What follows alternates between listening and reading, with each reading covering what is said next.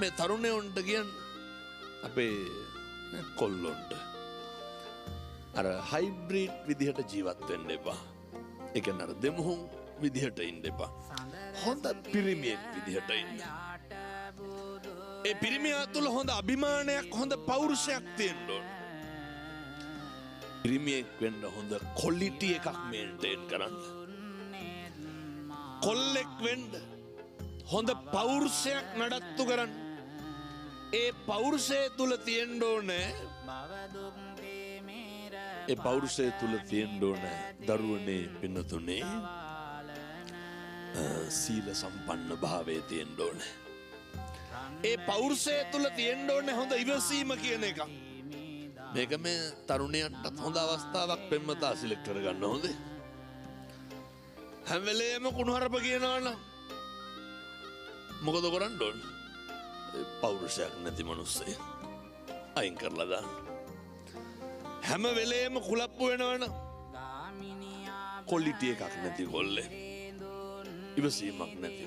අර අපේ අම්මා තාත්තා විඳින දුක තමයි අපිට කවදා හරි විඳින්න වෙන්නේ. එහෙම නෙමෙයි. එතකොට මේවා සමහර පෙම්වතුන් සහ පෙම්වතියන් අර්ථකථනය කරනවා සමාලෝචනය කරනවා. ඒකලු ආදරේ මේ ඒකලු ඒ පරිස්සම් කරනවා. එහෙමනේ කියන්නේ. අනේ මන්දා පරිස්සම් වෙන්න ඕන හොඳ ඒ වගේ. හේතුව ඕක ඕව යනවා. ඕක ඕනෑවට වැඩියෙන් යනවා. ඕක දරා ගන්න බැරි වුණාම තමයි අන්තිම මොකකින් හරි කියලා අරින්න ඇවිල්ලා. එනිසා අපේ තරුණ දුවල පුතාලා සියලු දෙනා මම මේ මුළු ලෝකෙම ඉන්න පෙම්වතුන්ට පෙම්වතියන්ට කියන්නේ විවාහයට පෙර හිතන්න ඕනේ කරුණු කාරණා කීපයක් තියෙනවා. විවාහ වෙච්ච කට්ටියට දැන් මේක කියලා වැඩක් නැහැ. මොකද විවාහ වෙලා ඉවර නිසා. ඒ තමයි අනෙකට ගරු කරන්න දන්නේ නැත්නම් සිතුවිල්ලකින් හෝ අනෙක කෙරෙහි ඔය අගෞරවයක් අනෙකගේ ආත්ම ගෞරවයේ කෙලසන විදිහේ වැඩක් මුළු ජීවිත කාලයක් අපායක ජීවත් වෙනවා වගේ ජීවත් වෙන්න වෙනවා. අපිට ආදරයයි කැමැත්තයි තේරුම් ගන්න බැරි වුණා. එහෙනම් බලන්න අර හොඳට ගරු කරනවද කියන එක. ඊට පස්සේ දෙක සැකය. ඔය ඇත්තන්ට කවදා හරි සැකයක් ඇති වුණා නම් ඇති උනේ අපි ඔය අපේ පෙම්වතා පෙම්වතිය තුල නෙමෙයිද? සැකය කියන එක ඇති වෙන්නෙම අපි කෙරෙහිද අනුන් කෙරෙහිද? යෞවනයේ ඉඳන් තරුණ කාලේ ඉඳන් පුරුදු වෙන්න. අනුන්ව නම් සැක කරන්න එපා. පැහැදිලිද මං කියන එක? සැබෑ ආදරවන්තයෝ දෙන්නෙක් ඉන්නවා අපේ ගෙදර. ඒ ආදරේ කොච්චරද කියනවනම් නේද?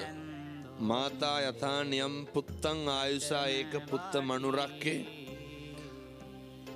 බලාපොරොත්තු රහිතව මේ ලෝකේ ආදරය කරේ කවුද? අම්මා. ඒ ආදරේ කොච්චරනම් උත්තරීතරද පිරිසිදුද කියනවා නම් ඒ ආදරේ නාමයෙන් ඒ සෙනෙහසේ නාමයෙන් තමයි ඔය අම්මගේ ලේ කිරි වෙන මොකෙන්ද? ඒ නිසා අපේ ජීවිතේ විවාහය කියන එක තුල තියෙන්න ඕන හොඳ තෝරා ගැනීම. ඒ තෝරා ගැනීම ඇතුලේ දෙගොල්ල තුලම තියෙන්න ඕන අපි මොන විදිහට බණ කිව්වා සමහර කර්මකාරෝ හේතු වෙනවා පින්නතුනේ ඇවිල්ලා. සංසාරගත වෛරක්කාරයෝ සංසාරගත තරහකාරයෝ වෛර පිරිමහන්න කොහොමද? එක පෙම්වතා විදිහට එන්න පුළුවන්.